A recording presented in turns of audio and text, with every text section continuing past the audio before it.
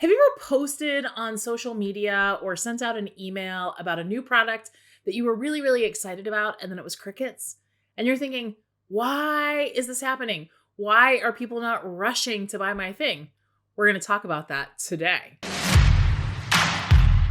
Welcome to the Shoestring CMO.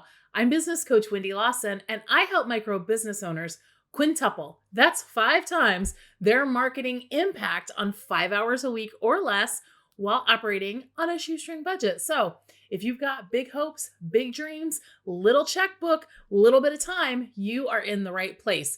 Today, I want to talk about the rule of 7. Now, the rule of 7 it's an old-timey marketing rule. It's been around forever, probably since the advent of marketing. And the rule essentially says that it takes an average of 7 interactions with your brand before someone is going to make a purchase. Now, you might think, well, okay, in this day and age, does that still apply? Absolutely, it does. Imagine you came to watch this video right now, and at the very end of the video, I said, hey, and for the low price of $15 million, you could work with me. You'd be like, I don't know who you are, lady. Like, why am I giving you my money? You're crazy, right? If this is the first interaction that you've ever had with me, you don't know me. And if you don't know me, you can't like me. And you won't trust me if you don't like me. So you have to build up that know, like, trust factor before we can smoothly go into a sale. Now, if I haven't earned your trust, there's no way you're going to purchase from me, right? I can try to sell you something, but it's going to fall on deaf ears. And that's really what the rule of 7 is all about. So it's not a hard and fast rule that someone has to be exposed to your product 7 times before they'll consider purchasing it. I mean, it's entirely possible that at the end of this video, I could tell you how amazing this, I just grabbed this off my wall, this eraser for my dry erase board is. And let's say it's $1.99 on Amazon. I have no idea. I'm not pitching it, but let's just say let's say, and then I use this eraser and it's $1.99. Well, $1.99, you might be willing to say, I'm willing to try it out.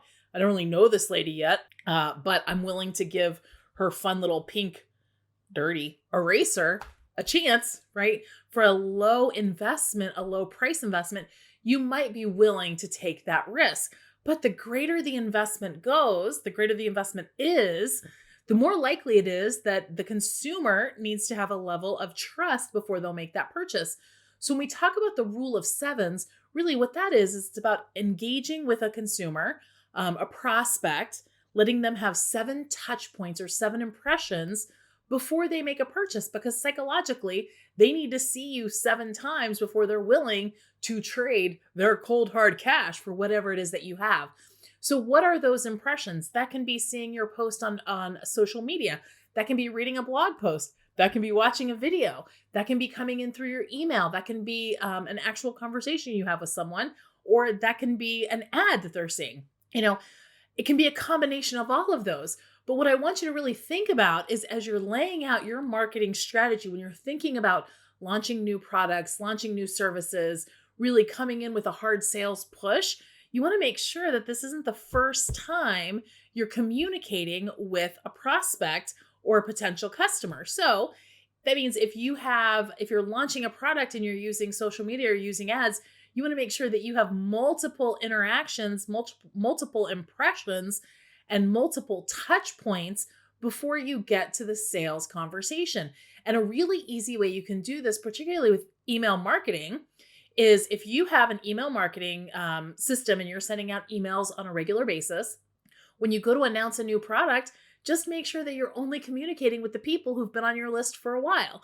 So I send a weekly email out.